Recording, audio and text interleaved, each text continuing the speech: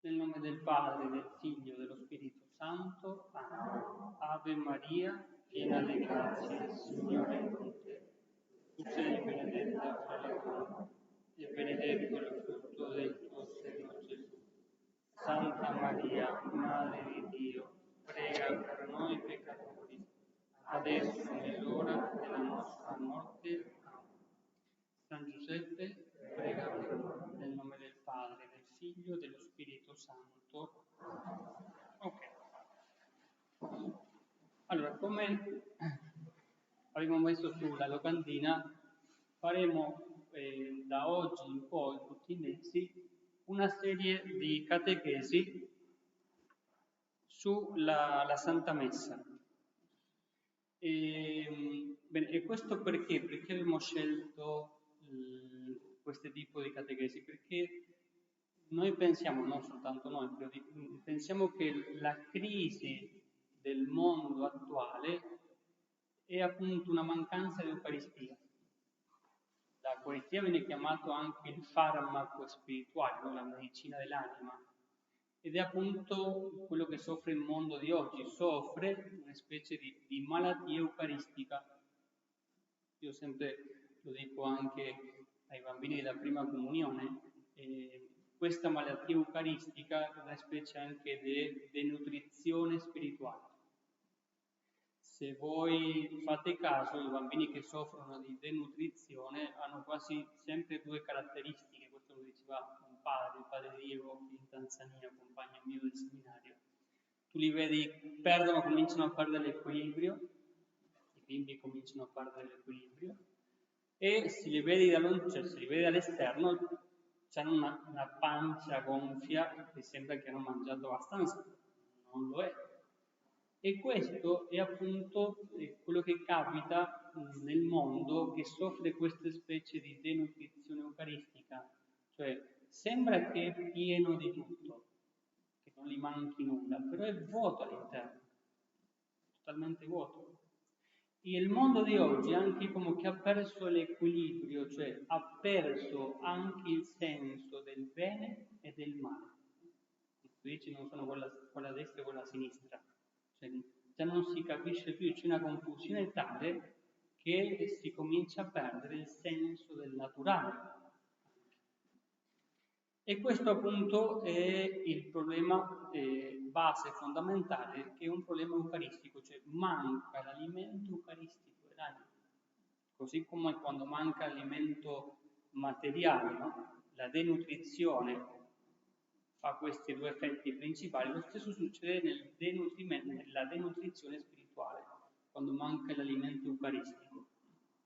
Bene, quindi noi come famiglia religiosa, uno dice bene perché questa catechesi, no? Come famiglia religiosa noi abbiamo certi elementi, certi principi che per noi non sono negoziabili, cioè nel senso non possiamo scambiarli né tradirli, perché altrimenti verrebbe meno anche la nostra identità come congregazione religiosa. E uno di questi elementi non negoziabili, tra tanti altri, è appunto la degna celebrazione della Santa Messa e la degna partecipazione alla Santa Messa. Perché il sacerdote, lui stesso, è vero che lui celebra la Messa, ma anche in certo modo lui insegna a partecipare, cioè a come il popolo deve partecipare alla Messa. Perché se il sacerdote stesso cura poco della liturgia, o se il sacerdote stesso non fa bene i segni ovviamente liturgici, non si sa inginocchiare, è trascurato anche nel vestirsi liturgicamente, tutti i paramenti sono sporchi, gli arredi sacri sono sporchi, allora la gente che può aspettare della Messa? Dirà, la Messa è qualcosa, se il sacerdote non gli dà importanza alla Messa. Quindi io penso che avrete notato più o meno che per noi la liturgia è qualcosa di serio. Ed è perciò che si cerca di preparare bene, si cerca anche di formare il coro, si cerca anche, noi per grazia di Dio abbiamo le suore, no? Di tenere tutto l'arredo sacro il più pulito possibile, perché questo dà più solennità. Cioè stai trattando con una persona che è reale. Bene, è perciò che la messa, come dicevamo noi, è qualcosa che non va trascurata perché per noi è un principio che non possiamo negoziare. Non si può giocare con queste cose. Per noi, dice le nostre Costituzioni, la messa sia per chi celebra come per chi vi partecipa è una cosa del tutto speciale. La messa è la cosa migliore che ci può capitare ogni giorno. E anche ci diceva il nostro fondatore che uno, dicevano anche i santi, no? Dovrebbe dividere la giornata in due parti. La prima parte per prepararsi alla Santa Messa e la seconda parte per ringraziare quello che uno riceve nella Santa Messa, per far vedere quanto importante è per noi la Santa Messa. Quindi, per celebrare e partecipare nel miglior modo nella Santa Messa, noi innanzitutto dobbiamo sapere che cosa accade nella Santa Messa. Nessuno può amare quello che non conosce e dobbiamo approfondire tutti i suoi significati, i suoi gesti, parole, colori, movimenti, in modo tale di poter gustare e vivere dall'interno questo mistero che è alimento insostituibile per la vita dell'uomo. Cioè, se voi vi mettete a pensare, tutta la messa è piena di simboli, di significati, già iniziando dai paramenti del sacerdote, no? Ognuno ha un significato che non lo sappiamo e quindi perdiamo il gusto della Santa Messa. La processione d'ingresso, perché si fa una processione d'ingresso? Che significa la processione d'ingresso? Perché entrano facendo una processione con l'incenso, la croce, le candele? Tutto ha un significato. La luce ha il suo significato, le candele di cera hanno il suo significato, l'altare ha il suo significato. Però per il fatto che noi non lo conosciamo, ci perdiamo tante cose e non riusciamo a gustarla propriamente dall'interno, la Santa Messa. Noi sappiamo che già nell'Antico Testamento Dio ha chiesto di sacrificare per Lui, però si sacrificavano animali. E nonostante questo, nell'Antico Testamento c'era tutta una cerimonia ordinata, c'era un tempio, il Tempio di Gerusalemme, c'erano i sommi sacerdoti, quelli che sacrificavano nel Tempio, anche con un ordine, un rispetto, una pulizia. Immaginate adesso che noi stiamo sacrificando lo stesso Gesù Cristo. Quanto più rispetto dovremo avere per la Santa Messa. Alle volte noi dall'altare, però ci capita anche a noi sacerdoti, no? Vediamo che non c'è una compostura nella Santa Messa, non si sa partecipare nella Santa Messa ben seduti, alle volte sembra che stanno in piazza, o addirittura non ci sappiamo nemmeno fare il segno della croce, per colpa del sacerdote che non catechizza. O non sanno che si devono inginocchiare davanti al Santissimo Sacramento, e così tanti altri dettagli, no? Perciò che la messa, voi pensate, è quell'atto che rende il culto più grande a Dio. Gesù dice che tutto quello che chiederete nel mio nome io vi lo concederò, dice Gesù. Tutto quello che chiederete nel mio nome. Quanto più ci concederà il Signore se noi offriamo il suo stesso figlio, cioè è il suo stesso figlio durante la messa che chiede per noi. È Cristo che chiede per noi, perciò che si fa la processione delle offerte e il popolo offre quello che diventerà il corpo e il sangue di Cristo dicendo: noi arriviamo fino a qui, ti offriamo questo, non possiamo più. Il resto lo raccomandiamo al tuo figlio, che lo faccia lui. Ti offriamo il tuo stesso figlio.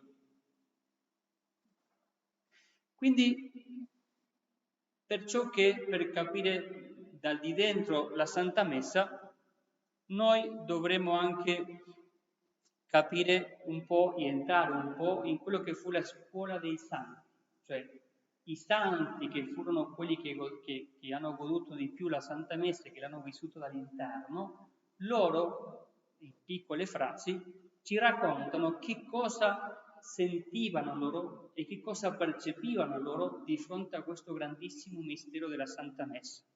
Quindi vediamo un po' quello che hanno detto i santi riguardo a questo mistero. San Girolamo dice: il Signore ci accorda tutto quello che nella Santa Messa gli domandiamo, e ciò che è più ci dà quello che noi non pensiamo neppure di chiedere e che ci è più necessario. Tu dice, non soltanto il Signore ti dà quello che tu gli chiedi, ma anche ti dà quello che tu non sai che ti serve, quello che non gli domandi e che ti serve. Il Santo Curato de Ars: se conoscessimo il valore del santo sacrificio della Messa, qual zelo maggiore porremmo mai nell'ascoltarla? Se uno conoscesse quanto fosse il valore della Santa Messa.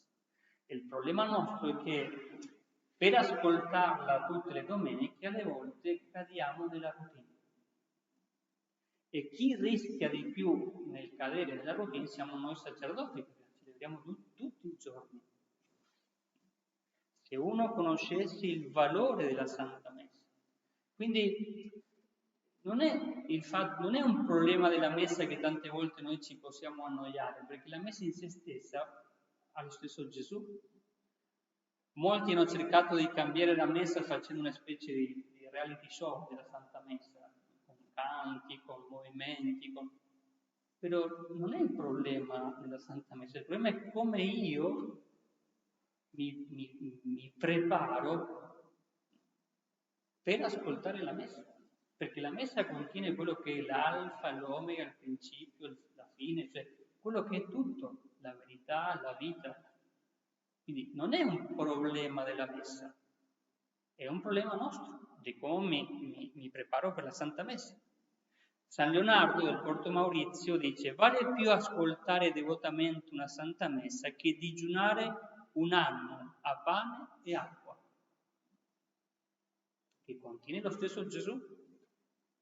E dice: io credo che se non ci fosse la Messa, a quest'ora il mondo sarebbe già sprofondato sotto il peso delle sue iniquità, e la Messa il poderoso sostegno che lo regge. No? Molti santi usavano questa immagine, come che la Messa è il parafulmine della giustizia divina. È l'ancora di salvezza che ancora ci rimane. E mentre ci sia una Messa che si celebra, Dio ancora manterrà la sua mano, quella di giustizia, per applicare misericordia verso di noi. Forse noi non ci rendiamo conto perché abbiamo la grazia di avere la Messa tutte le domeniche, però se noi che ascoltiamo i racconti dei nostri padri che si trovano in Palestina, in Iraq, dove devono rischiare la vita ogni domenica per andare a messa, o in Turchia perché non sanno se ne mette una bomba o non ne mettono una bomba, cioè lì ti rendi conto quanto loro tengano al sacrificio della messa, perché rischiano la propria vita. San Gregorio Magno, Papa e Dottore della Chiesa, dice: la Santa Messa è l'unico sacrificio che fa uscire prestamente le anime dalle pene del purgatorio. Perciò il fatto del chiedere per i nostri defunti.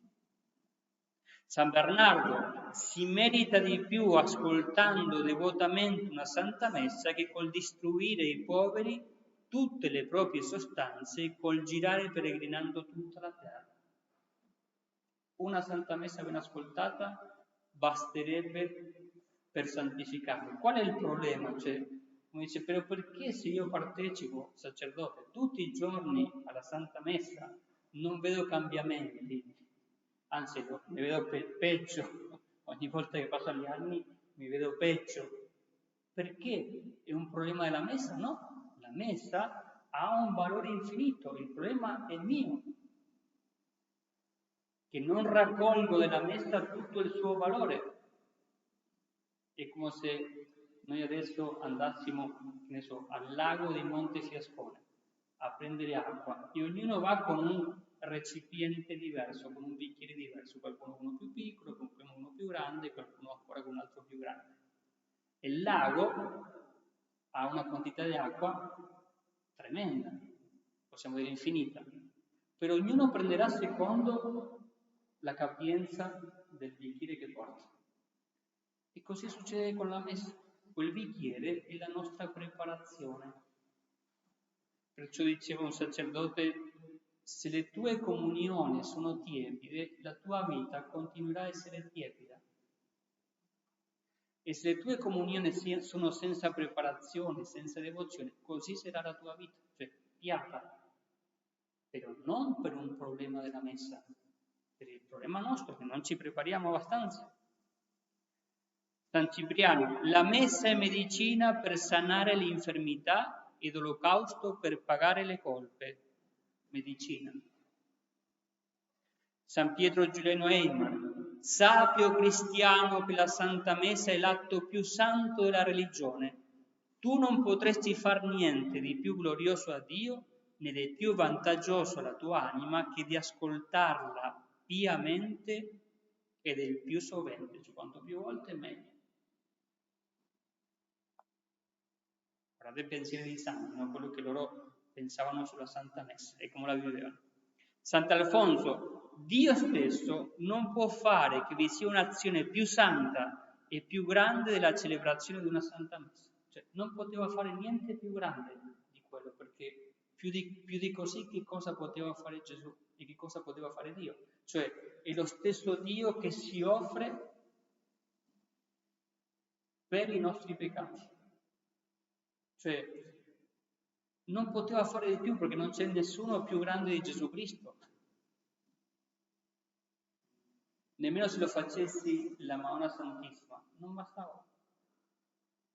Perché i nostri peccati c'hanno anche di fronte a Dio, c'hanno anche una malizia che è infinita. E soltanto lo poteva perdonare chi è infinito, Gesù. Santa Teresa di Gesù, senza la Santa Messa che cosa sarebbe di noi? Tutto perirebbe qua giù, perché soltanto essa può fermare il braccio di Dio.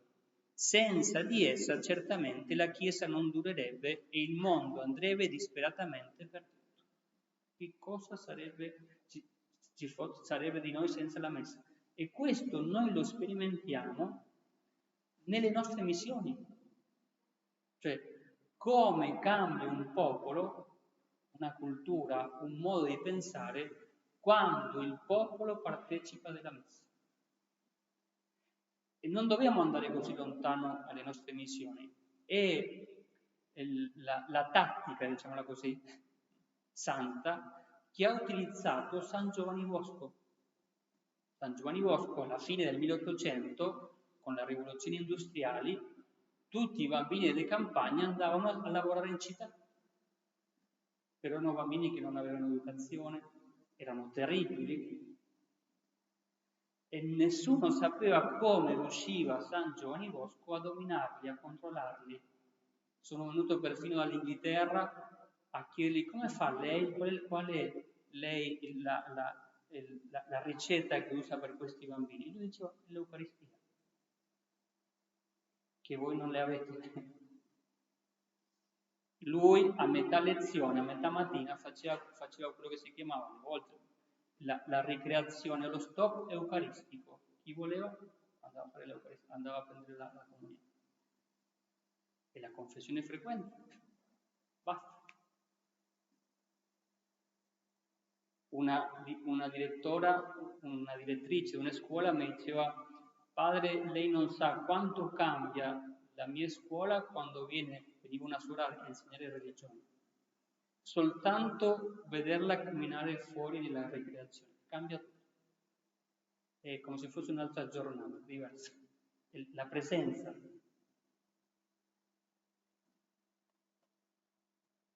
Padre Pio, sarebbe più facile che la terra si reggesse senza sole anziché senza la Santa Messa. E su Padre Pio potremmo raccontare tantissimo di come lui si preparava alla Santa Messa, cioè lui che la sua messa iniziava a 5:30, 6 del mattino, lui dalle 3, 3:30 del mattino si alzava perché non poteva più e le chiedeva a quello che lo curava, già anziano, di farlo portare in sagrestia perché lui era agitato per prepararsi alla Santa Messa che iniziava alle 6. Lo raccontano tutti quelli che ebbero cura di lui quando era anziano. Però si preparava. San Filippo Neri, con la orazione noi domandiamo a Dio le grazie, nella Santa Messa costringiamo a Dio a darcele, perché è lo stesso suo figlio che sta chiedendo per noi. Gesù Cristo disse a Santa Geltrude: a chi ascolta devotamente la Santa Messa manderò negli ultimi istanti della sua vita tanti dei miei santi per confortarlo e proteggerlo, quante saranno state le messe da lui bene ascoltate. Cioè la grazia della perseveranza finale. Quindi questo semplicemente per capire cosa capivano i santi, capivano molto di più di noi, riguardo alla Santa Messa, cioè la profondità, la fede, la certezza che avevano di questo sacrificio come il più grande, quella cosa che nemmeno Dio potrebbe fare di più grande. Impossibile. Bene, andiamo adesso, e entriamo adesso, a quello che è la preparazione della messa, un po' riguarda direttamente al sacerdote, perché andremo a vedere quali sono i vestiti che usa, i paramenti che usa il sacerdote, ognuno, e cercheremo di capire il significato che ha ognuno di questi paramenti.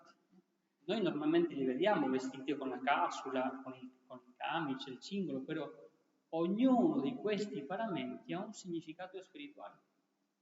E il sacerdote, prima di iniziare la messa, mentre sta mettendosi i suoi paramenti, prega. Ognuno porta con sé, ogni paramento ha una preghiera particolare, perché ogni paramento ha un significato particolare. E voi fate caso a questo. Noi viviamo in una società, questo lo diceva anche Giovanni Paolo II, una catechesi ai sacerdoti, dove si cerca di desacralizzare quello che è sacro. Lo vediamo tante volte in noi sacerdoti, già non usiamo il distintivo, con la scusa che ci dobbiamo arrivare ai giovani, però attenzione che il mondo ha un concetto chiaro di quello che è l'uniforme, il distintivo. C'è un articolo che dice: gli eroi si riconoscono sempre perché ognuno ha il suo distintivo. E voi andate adesso mi viene in mente Antonio, i carabinieri, i poliziotti, senza distintivi non possono fare nulla, senza l'uniforme perché ti riconoscono. E alle volte capita che nella Santa Messa si comincia a desacralizzare. Perché? Perché si comincia a dimenticare il segno, e il segno è qualcosa di sacro.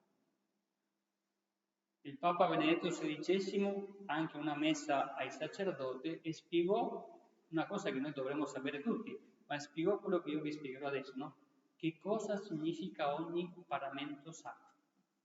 Quindi il sacerdote inizia in sacrestia a mettersi quello che viene chiamato l'amito. Ogni paramento sacro anche fa una specie di riferimento alla passione di Cristo. I santi hanno voluto anche rappresentare questo amito come le vende che vissero sugli occhi di Gesù. Ed è una specie di parananzi che il sacerdote si mette dietro le spalle, non soltanto per coprire per una questione di bellezza, no? Per non far vedere tutto quello che ha sotto, ma ha un simbolo, ha un significato. Prima questo si metteva in testa Perché? Perché indicava che la Santa Messa è una specie di lotta, e quindi il sacerdote si copriva con questo elmo o con questo casco per affrontare una lotta diretta contro il demonio. Infatti, quando il sacerdote sta indossando l'amito, dice: imponi, Signore, sul mio capo l'elmo della salvezza per sconfiggere gli assalti diabolici. O almeno lo dovrebbe dire. Perciò che quando voi siete in sagrestia e vedete che un sacerdote si sta rivestendo, cercate di lasciarlo tranquillo, perché lui sta pregando mentre sta indossando questi paramenti sacri, perché hanno un significato. Dopo che il sacerdote allora ha messo l'amito, un altro paramento sacro è il camice. In spagnolo si dice alba, che viene da albus, bianco, dal latino. E il camice, questa tunica, era una tunica che utilizzavano già i romani. Le persone che avevano una certa dignità utilizzavano un vestito bianco. La Chiesa lo riprende anche per indicare la dignità che uno deve anche avere per servire il Signore, cioè lo devo servire con dignità. Però soprattutto indica che il sacerdote, chi si prepara a toccare il sacro, deve avere certa purezza, cioè deve portare avanti una purezza di vita.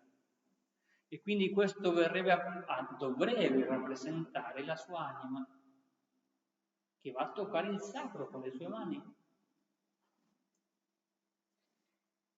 Comparandolo con la passione di Cristo, molti autori anche hanno voluto vedere su questo camice invece quel vestito bianco che Erode mise a Gesù per dispetto, perché era il vestimento che usavano la gente che era pazza per gli ebrei. E questo vuol dire che il sacerdote che vuol celebrare bene la Santa Messa deve prepararsi per una persecuzione. Lo considereranno anche mezzo pazzo o strano, come lo consideravano strano a Padre Pio con le sue messe, al punto tale che le hanno proibito di dire messe in pubblico. Quindi questo camice deve ricordare al sacerdote che lui si deve presentare davanti a Dio una coscienza pulita. Non arriverà mai a essere degno di celebrare la messa, però almeno questo le deve ricordare. Un altro elemento che si usa anche per il sacerdote, un altro ornamento che usa il sacerdote è il cingolo, questa corda che lui si mette intorno alla vita. E questo cingolo indica innanzitutto nella passione le corde con le quali hanno frustrato Gesù. Vedete come si cerca di relazionare tutta la messa con la passione di Gesù. Sembra che all'inizio sia stato usato anche per il fatto che il camice era largo e quindi stringendolo anche la vite tu le davi un po' di forma, lo potevi rialzare un po', eccetera, no? Però questo anche ha una specie di significato spirituale, no? E il cingolo deve cercare di farti capire che il sacerdote deve essere una persona umile. Il camice senza cingolo è gonfio e il cingolo ti rimette un'altra volta al posto tuo.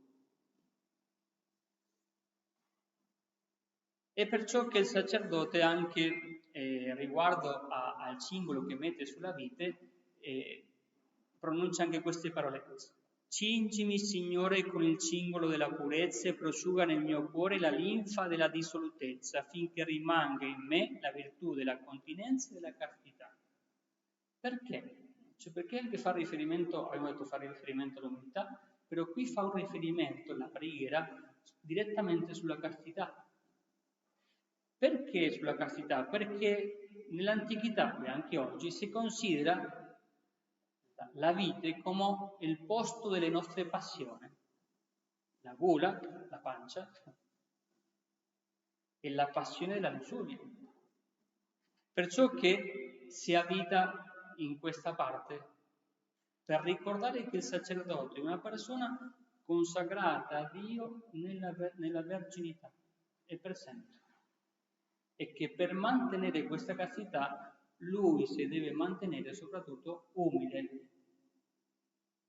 Quindi vedete tutti i significati che hanno questi elementi che uno li vede in continuazione. E il sacerdote, prima di indossare ognuno di questi elementi, no, di questi paramenti, deve dire una preghiera.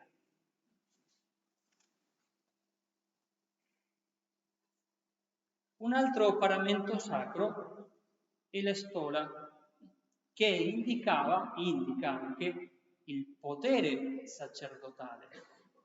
Magari i più anziani si ricorderanno che i sacerdoti, prima del concilio, utilizzavano anche delle stole, una stola anche messa sulla mano, piccolina, però era per indicare il potere sacerdotale.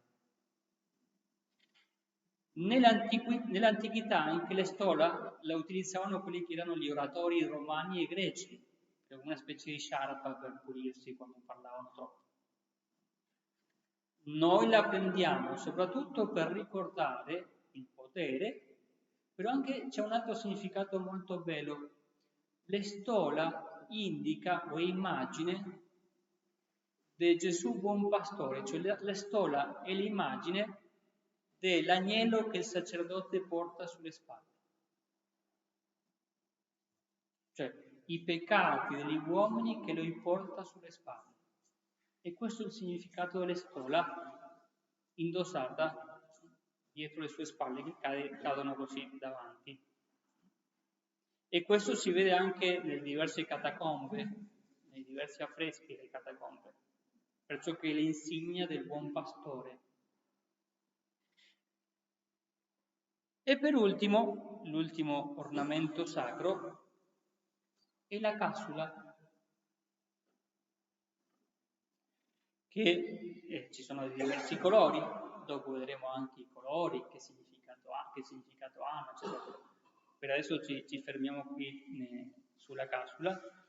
La cassula ha anche una specie di poncio, diciamo così, dall'antichità già veniva utilizzato, anche era un segno regale, non è utilizzato soltanto dalla Chiesa, ma fu utilizzato anche negli imperi, il re utilizzava qualcosa di simile.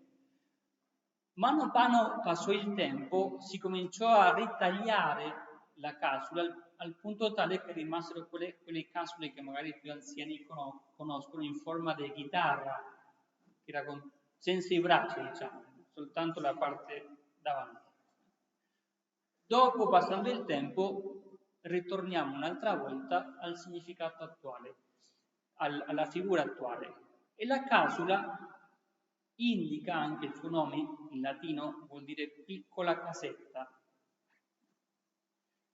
È il posto dove il sacerdote si nasconde, perché lo copre totalmente, e sarebbe la sua piccola cella, dove il sacerdote si prepara per quello che è più importante nella sua vita e per quello che dà senso alla sua vita. La cassula anche non soltanto indica una chiusura in se stesso del sacerdote, no. La cassula normalmente non sempre ha due facce, quella davanti e quella dietro. E potrebbe portare anche due croci, una davanti e una dietro. Però li deve far ricordare al sacerdote che lui porta i peccati del popolo dietro le sue spalle, sopra l'altare, e i suoi peccati li porta davanti. Un po' quello che dice il re Davide: io ho sempre davanti a me i miei peccati. Contro di te, Signore, ho peccato. Quindi il sacerdote non si deve dimenticare mai che da una parte sì, porti i peccati del popolo sulle sue spalle, però si deve ricordare che lui, nonostante quando sale all'altare diventa un altro Cristo, non si deve dimenticare che è un uomo che intercede per gli uomini e che sta intercedendo anche per i suoi propri peccati che porta davanti a sé. Quindi per oggi penso che è sufficiente questa catechesi sulla Santa Messa, però vedete, già non abbiamo ancora nemmeno iniziato la Messa, siamo in sagrestia. E pensate tutto il significato teologico e spirituale che hanno soltanto gli ornamenti e che conoscendoli, cioè conoscendoli dal di dentro, come io comincio a degustare di più quello che sta accadendo in quello che è il sacrificio più grande e più santo che Dio ha potuto realizzare nell'istoria, che è il sacrificio della Santa Messa. Beh, gloria al Padre, al Figlio e allo Spirito Santo, come era nel principio, ora e sempre, nei secoli dei secoli. Amen. Nel nome del Padre, del Figlio e dello Spirito Santo. Amen.